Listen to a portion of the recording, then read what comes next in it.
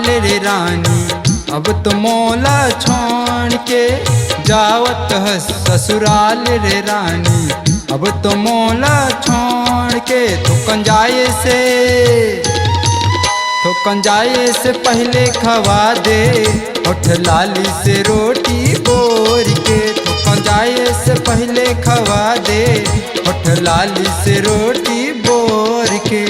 जावत है ससुराल रे रानी, अब तो मोला छोड़ के जावत है ससुराल रे रानी, अब तो मोला छोड़ के थुकन जाए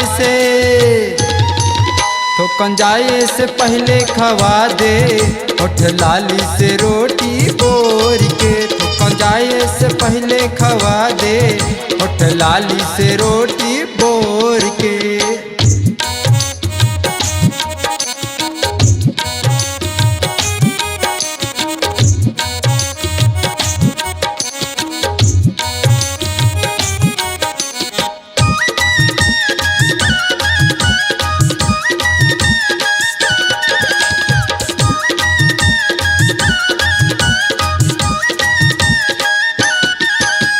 रही मुड़ फरेस हरदम मन रही ताजा वो, मोरे असन मरद रानी नहीं मिले दोबारा वो। रही मुड़ फरेस हरदम मन रही ताजा वो, मोरे असन मरद रानी नहीं मिले दोबारा। दे दे चूमा मोला जतना वो, नहीं हो ही तो लखतरा वो। लहकत है जवानी के आगी, दे देना मोला ओढ़ के।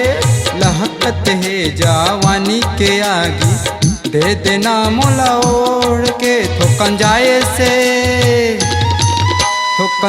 से पहले खवा दे होठ लाली से रोटी बोर के, थुकन जाए से पहले खवा दे होठ लाली से रोटी बोर के।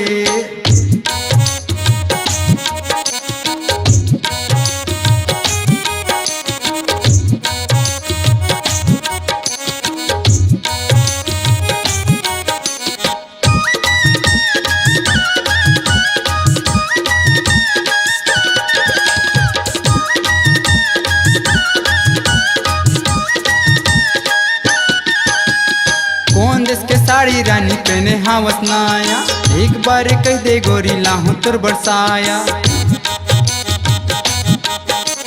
कौन देश के साड़ी रानी पहने हावस नाया, एक बार कह दे गोरी लाहू तुर बरसाया। गोरी मोला झन भुलाबे वो रानी, कोनो दिन तयाबे वो।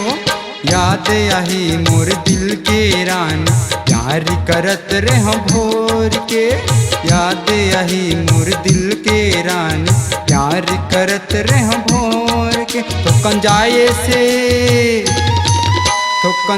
से पहले खवा दे होठ लाली से रोटी बोर के। थुकन जाए से पहले खवा दे होठ लाली से रोटी बोर के।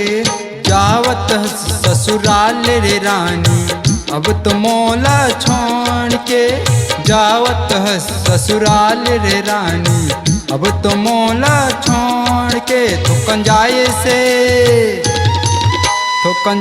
से पहले खवा दे होठ लाली से रोटी बोर के। थुकन जाए से पहले खवा दे होठ लाली से रोटी बोर के। थुकन जाए से पहले खवा दे होठ लाली से रोटी बोर के। थुकन जाए से पहले खवा दे होठ लाली से रोटी बोर के।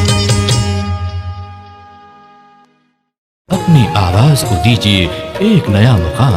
डिजिटल रिकॉर्डिंग की दुनिया का जाना पहचाना नाम स्वरांजलि, जहां गूंजती हैं ध्वनियां अपनी माटी की सौंधी सुगंध के साथ। छत्तीसगढ़ी संगीत के विविध रंग जो पहुंचाते हैं पूरे प्रदेश में डिजिटल रिकॉर्डिंग के संग। स्वरांजलि स्टूडियो, नेमीचंद गली नंबर 2, गंजपारा, रायपुर।